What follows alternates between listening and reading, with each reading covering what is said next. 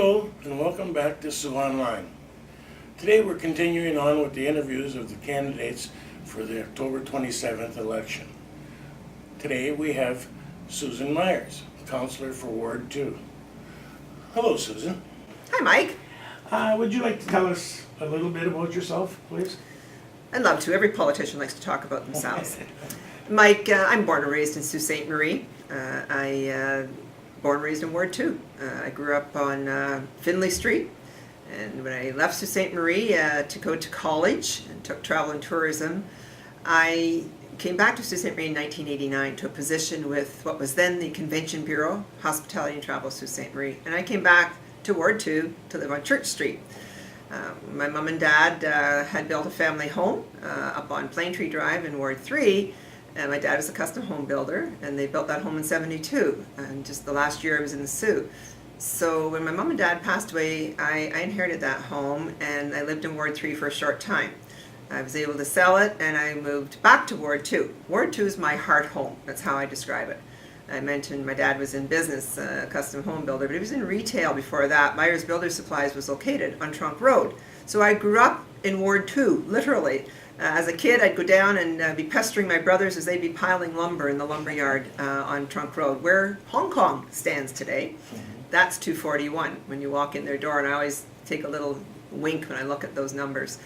But on my council career, the last 8 years, I think that, I would like to think anyway, that the community and Ward 2 people have seen that I'm a woman of action. I get involved, I jump in.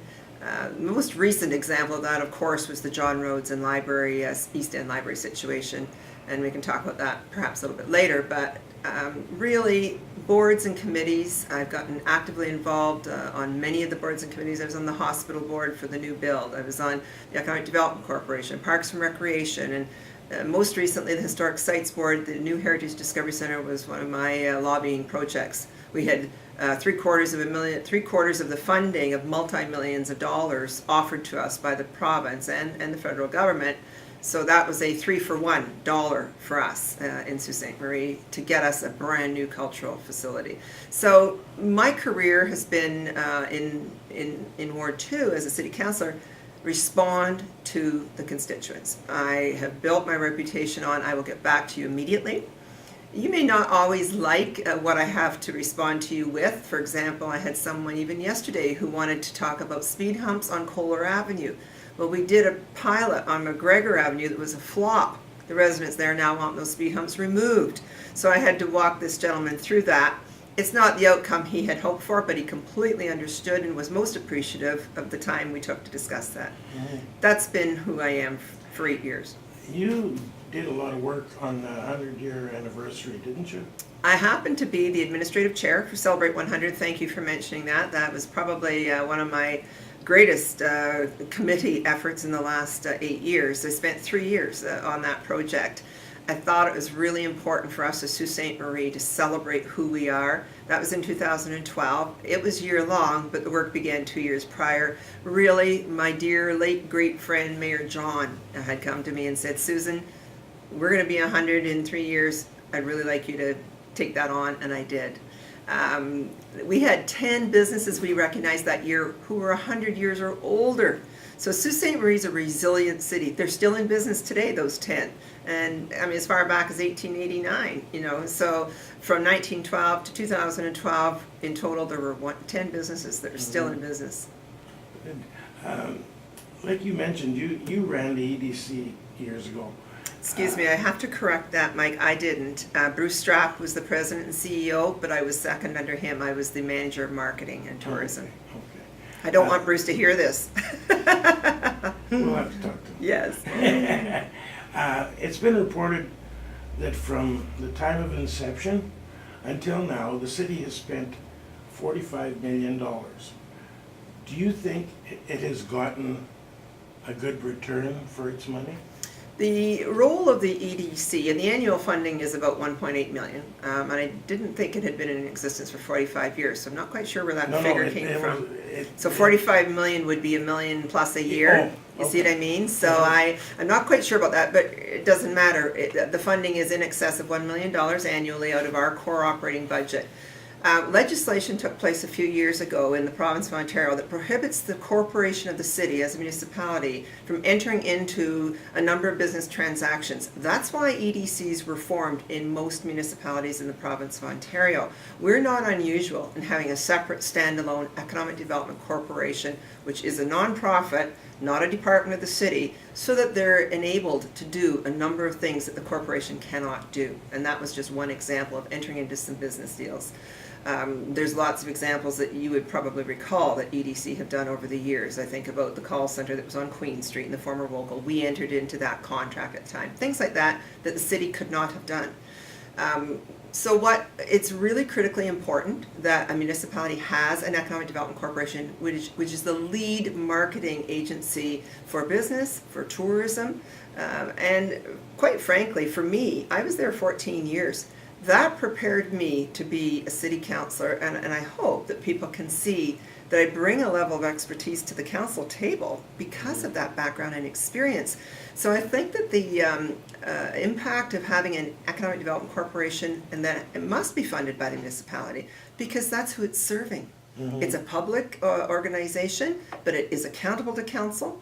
We get some of the things that the other candidates wouldn't be aware of, so they sort of make statements sometimes out of a vacuum, only because they're not aware. They aren't sitting as a councillor. We get weekly updates from the CEO, Mr. Tom Dodds. We know exactly what's going on at the EDC. There's not one member of this city council who should not be able to rhyme off a number of the initiatives that are going on right now. But the public doesn't necessarily know that, only because I often find the public are interested in hearing things that they have an interest in that hour or that day of knowing about. Mm-hmm. When there's an issue, they'll put up their radar and say, oh, what's the EDC doing? But on a weekly basis, do they want to read these updates? Probably not. No. Okay. I think it's worth the money, to answer your question. Okay. Crime was an issue that was brought up in the Ward 2 debate. What can City Council do to partner with police services to lower the crime rate, especially domestic violence? Yeah. Heartbreaking issue, that one that you have cited specifically. In Ward 2, honestly, I find that some of the greatest issues we're dealing with, as oddly as it sounds on policing, is speeding. Speeding and distracted drivers, and we had that question the other night during the open forums. We need to partner with police services on all of their activities. Police services need to be proactive. I've heard excellent things about the new chief, Chief Keach from Friends in Sudbury. He's, very innovative. We've had 2 incidences since he's been here in Ward 2 that I have dealt with regarding a drug issue in a neighborhood that is a long-established neighborhood, and yet you're aware of this activity going on. And that kind of a crime would lead, of course, to things like domestic violence and some of the other crimes. So I have been on that with police services, and they respond immediately. Acting Deputy Art Plus responded to me within 45 minutes of me sending this in as a very alarming situation on a particular street in Ward 2. So you are right, Mike. We have to partner with police services. City Council's not equipped to, obviously. We're not experts in these areas. They are continually looking for innovative ideas. They're looking for the latest and the greatest, what goes on in the field of policing. Well, it's a challenge. Yeah, every board has a budget. What I'm thinking is mostly education, not only for the victims, yes, but for the police services, yes, on how to handle. You've hit it. You've hit Southern it on Ontario cities do have a lot of education for their yes, police services yes, on crimes like domestic violence. Would it be possible to up the budget? I don't know that that's necessary, Mike, because of course that budget still comes through city taxpayers, and it's my understanding that this police services are very leading edge on their training that they do. They make themselves, they avail themselves of the training that's out there that you've referred to. We've had the Crime Stoppers Conference here just in the last recent months. I sat in on, I was acting mayor at the time, again for the late Mayor John, on an occasion when I attended a conference. here in the Sioux, and it's my observation that our police services make every effort to stay state of the art in what's out there. So they don't have to be in Southern Ontario. Those conferences come here. There's a lot of the online training that goes on now with webinar opportunities. So I have not heard from either this chief or the previous chief that they're lacking in their area of the budget for training. Needless to say, if that is an area that they identify, they will come to City Council and let us know, and we'll have to deal with it. Okay. But to your point, it's very important. My vision for a downtown is similar to that of Stratford. Stratford downtown is a bustling hub with many musicians, artists, and the like, entertaining their own citizens, and the abundance of tourists that go to that city, Yes. especially for that. Yes. Can you comment on that? Yes, I've been to Stratford. Lovely town. Having the Stratford Festival's a huge help. Yeah. As you know, my career was marketing and tourism, and I was a tourism specialist for 35 years in the industry, both in Toronto and Huntsville area, as well as here in Sault Ste. Marie. And I'm going to coin this in a phrase that you've probably heard before, but what's critical to providing a strong, healthy, vibrant tourism that would certainly impact our downtown as well is what's called a must-see. Stratford Festival is a must-see. Agua Canyon Tour Train is a must-see. You have to have an attraction that, in our case, our market comes from a close proximity drive distance. So within a 4 to 6 hour drive is pretty well our market, either on the Canadian side or the American side. So you've got to have a must-see that's such that Mike and Julie are sitting at their kitchen table and saying, let's go away for a few days. They don't get on a plane and book something and fly and have to book a year ahead. They say, let's get in the car and go. Where's that must-see? Mackinac Island, Mackinac Bridge, Great Wolf Lodge in Traverse City, Agua Canyon in Sault Ste. Marie, perhaps Science North. So for Sault Ste. Marie and for our downtown, we have to continue to support those must-see attractions. The Cultural Corridor is a group from the Bush Plain right through to now it will go on and include the River's Edge, the Canal District development area. We, I believe, are really tiptoeing around our future in this regard, that these developments with a strong West End anchor, strong East End anchor, are going to make our waterfront area a must-see. City Council invested years before me on the development of this downtown waterfront boardwalk, as you know. It's enjoyed by visitors and locals alike. It's a great win-win. That sort of feature is critical to our downtown being vibrant. I think that Tasha Varpio and the board are doing a fabulous job downtown putting on events. I go to every one of them I can. Even a couple of weeks ago, the pre-Greyhound game event that they did on the street. I mean, they're doing some creative things that are bringing people down. The thing that we're affected by a little bit more than perhaps Stratford and some of our Southern Ontario friends is the weather. We want to be outdoors. That's where people enjoy when we do the Moonlight Madness, even when we do the Christmas one. People are outside, but even still, it's got to be fairly favorable weather. Southern Ontario, particularly Stratford's in a bit of a banana belt. They have a lot longer season. Yeah.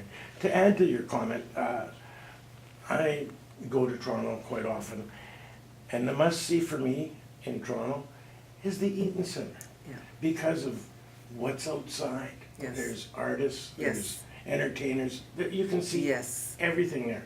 Yes. And I see it as, if you're quiet, you don't attract anything. No, The you're minute right. you make noise, Absolutely. there they are. And people want to be there. You're absolutely right, Mike, because I've been down there too. There's something going on over there in the corner, so we go over and we look, and we might be standing on the periphery. Next thing, there's a crowd gathered, and it's people, for sure. And that's why I do really hand it to the downtown. I think that they've tried to do that. I Yeah, hope so. they've I had, hope so. the Busker Fest took a hiatus this year, but it will be back, as Yeah. I understand. But the thing about Busker Fest, it's only one block. Yeah. You have to do this Yes, no, I understand what you're throughout saying. all of Queen. Yes. All of Queen. Yes. Yeah. I will make one point there too. One of the challenges that we have in Sault Ste. Marie, again, a little bit different from Stratford, I just come back to the example you had cited. Our downtown is huge, where is the geographic downtown? So when you start from really Pym Street and go all the way up to Gore and then into the Steelton area, that's one of the challenges, is that spreading out thinly and trying to have activity in every block. We're a big, long, narrow downtown. Yeah, but for the businesses to attract people, if the people are down there because there's a specific band Yes. on Yes. this block, they might consider going to a business. Beyond, say, East Street and beyond Gore, Yes. there's very little in the terms way of of down- businesses. yes, I understand what you're saying. So it might, by having these attractions, it might help the business people also. I agree.